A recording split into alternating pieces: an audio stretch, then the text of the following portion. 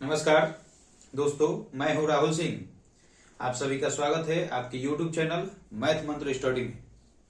दोस्तों, आज बहुत ही महत्वपूर्ण टॉपिक पे हम लोग बात करने वाले हैं, जो कि हर साल एसएससी, सीजीएल और सीएचएसएल में कम से कम 1 से लेकर के 2 प्रश्न ये आते हैं। इसमें सभी बच्चे कंफ्यूज हो जाते हैं कि गुणनखंड जब पूछता है तो वो ध्यान नहीं देते हैं कि कुल गुणनखंड पूछ रहा है कि विषम गुणनखंड पूछ रहा है कि सम गुणनखंड पूछ रहा है। तो सबसे पहले आज यही 3 टॉपिक पे बात होगा कि सम गुणनखंड कैसे निकालेंगे, विषम गुणनखंड कैसे निकालेंगे और कुल गुणनखंड कैसे निकालेंगे। जैसे यदि आपका यहाँ संख्या दिया हुआ है 56, तो यहाँ 56 का देखेंगे कि कुल गुणनखंडों की संख्या पूछा है। तो सबसे पहले क्या करना है कि 56 को इतना तोड़ना है जब तक सबसे छोटा टुकड़ा ना आ जाए। जैसे इसको तोड़ सकते हैं 8 7 56, ठीक है। तो यहां ये टूटेगा, अब नहीं टूटने वाला है, ये टूटेगा 2 गुने 2 गुने 2 और ये 7 के साथ। इसका अर्थ है कि 2 यहां 3 गो आएगा और 7 के पावर 1, ठीक है। जब भी कुल गुणनखंड पूछे तो जितना पावर है उससे 1 बढ़ा के लेना है। जैसे यहां 3 है तो 3 से 1 ज्यादा 4 और 1 से 1 ज्यादा 2, तो 4 दूना के 8। तो यहां आपका आंसर हो जाएगा 8। तो यहां ऑप्शन नंबर बी सही। जब कुल पूछे तब कुल पूछेगा तो जितना आपका गुणनखंड में टूटेगा उसके पावर में 1 1 बढ़ा लेना है। यही सवाल जैसे यहां देखते हैं, जैसे 72 के विषम गुणनखंड बताना है। विषम गुणनखंड का अर्थ होता है कि कितनी ऐसी संख्याएं हैं जो 72 को काट सकती है, विषम संख्या वाली।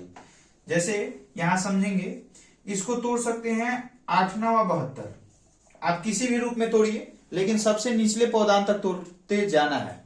जैसे 8 को तोड़ेंगे तो हम यहाँ 2 के क्यूब लिख सकते हैं और 9 को 3 के स्क्वायर, और मतलब इससे ज्यादा छोटा अब नहीं टूट सकता है।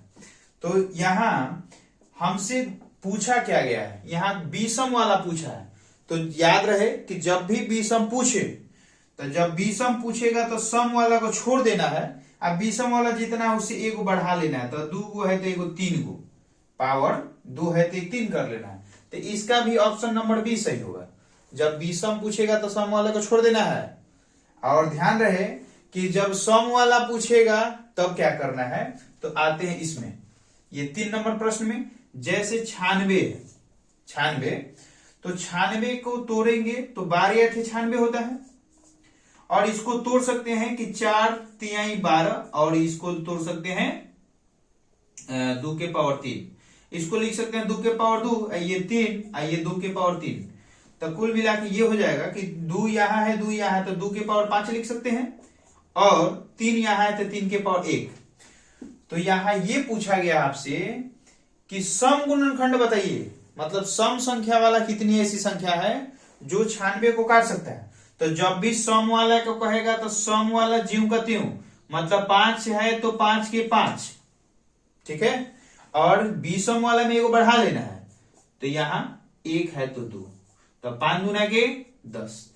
तो यहां आपका ऑप्शन हो जाएगा डी। चलिए अब इसको पूरा डिटेल्स में समझेंगे कि ये मेरा सवाल सही था कि गलत था। इस चीज को क्लियर करने के लिए अभी हम आपको दिखाते हैं, इसको बेसिक्स से समझाते हैं। ये हर सवाल का जवाब आपको मिलेगा बेसिक से।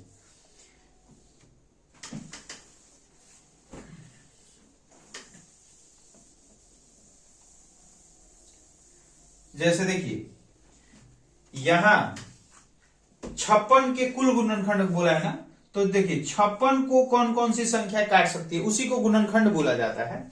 जैसे इसको 1 काटेगा, 2 काट सकता है, 2 के पहाड़े में 56 है, और 3 से शायद नहीं कटेगा, 3 एकम 3 और 2 नहीं कटेगा, तो ये 4 से कट जाएगा, और ये 5 से नहीं कटेगा, 6 से नहीं कटेगा, 7 से कट जाएगा, 7 8 56 होता है, और 8 से भी कट जाएगा।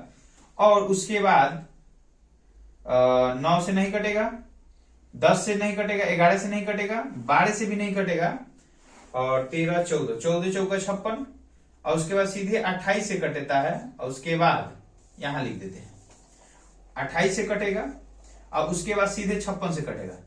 यहां देखिए कि 1 2 3 4 5 6 7 8, इसका कुल गुणनखंड कितना आया? 8।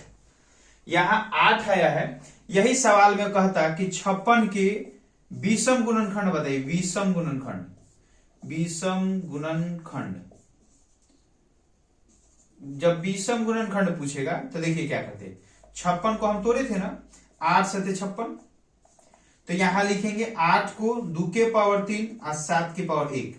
तो जब विषम पूछता तो सम वाला को छोड़ देते हैं। ये सम संख्या है, ये विषम है, तो सम वाला को छोड़ देना है और ये विषम वाला में 1 बढ़ा लेना है। तो 1 है तो 2, इसका अर्थ है कि इसका 2 गो आएगा। तो देखिए ना, यहां विषम संख्या का एगो और एगो दूगो, और कोई है? बाकी सब के सब सम है, ध्यान रहे। आज जब यही कहता है कि सम बताइए, जब यहां विषम के जगह कहता है कि सम बताइए सम, तब क्या करते?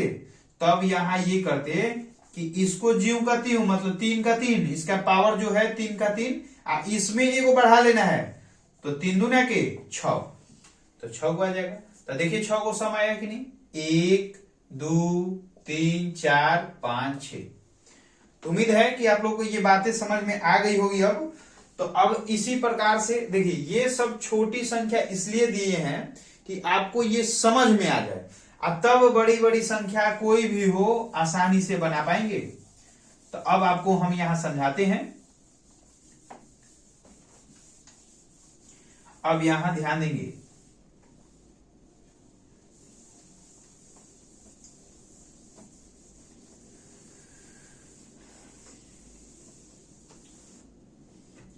यहां ध्यान देंगे। जैसे 10 500 है, तो 10 500 लिख लेंगे। अच्छा, एक चीज, इसको यदि किसी भी संख्या के पीछे यदि मान लीजिए कि ये 600 लिखा है, तो हम यहाँ 6 लिख करके इसको 100 गुना में कर सकते हैं, तो 600 हो जाएगा।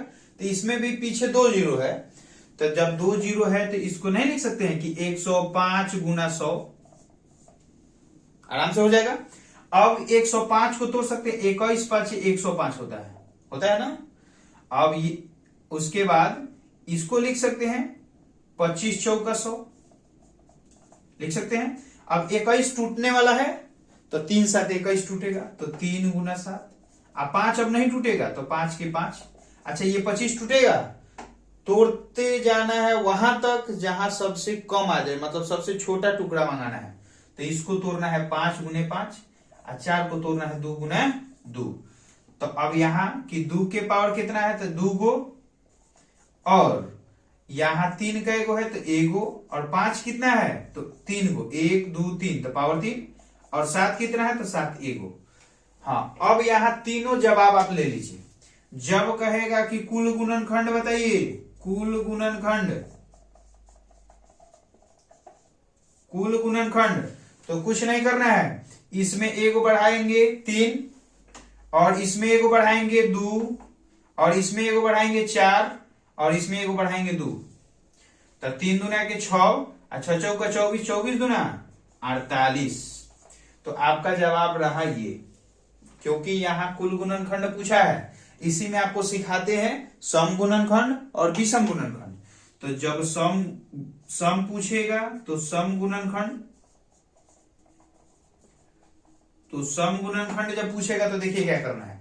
सम जब कहेगा, जब भी सम कहेगा तो सम वाला ज्यों का त्यों, ठीक है, और विषम वाला एक एक बढ़ा करके। तो ये देखिए, ये विषम संख्या है तो इसका एगो बढ़ा दीजिए, ये विषम संख्या है तो इसका एगो बढ़ा लीजिए, और ये विषम संख्या तो इसका भी एगो बढ़ा दीजिए। तो देखिए 2 दूना के 4, और 4 चौके 16, 16 दूना 32 गो, ठीक है। और जब विषम पूछेगा, विषम गुणनखंड, विषम गुणनखंड, तब क्या करेंगे? तब विषम जब भी पूछेगा तो सम वाला को छोड़ देना है, अब विषम वाला में एक एक बढ़ा के लेना है। तो यहां लेंगे 2 गो, ये 4 गो, और ये 2 गो, तो 2 चौके 8, 8 दूना के 16 गो। अब ये भी देखना है, जब सम और विषम दोनों को जब जोड़ेंगे तो कुल गुणनखंड आना चाहिए ना जी, क्योंकि इसमें सम और विषम दोनों मिला के है। तो जब इसको जोड़ेंगे तो कुल गुणनखंड के बराबर आना चाहिए। तो ये देखिए 6 गो, 2 गो, 8 गो, 1 गो, 3 गो, 4 गो।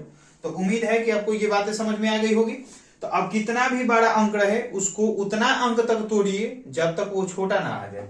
और जब भी कुल गुणनखंड पूछेगा तो जितना आएगा उससे एक एक बढ़ा करके, जब सम पूछेगा तो सम वाला ज्यों का त्यों, और बाकी जितना विषम वाला है उसमें एक एक बढ़ा लेना है। और जब विषम पूछेगा तो सम वाला को छोड़ देना है और सब विषम वाले को ले लेना है। तो उम्मीद है कि आप लोगों को समझ में आ गया होगा। ऐसे ही नए नए टॉपिक के साथ मिलेंगे अगले वीडियो में। जाते जाते बोलेंगे जय हिंद।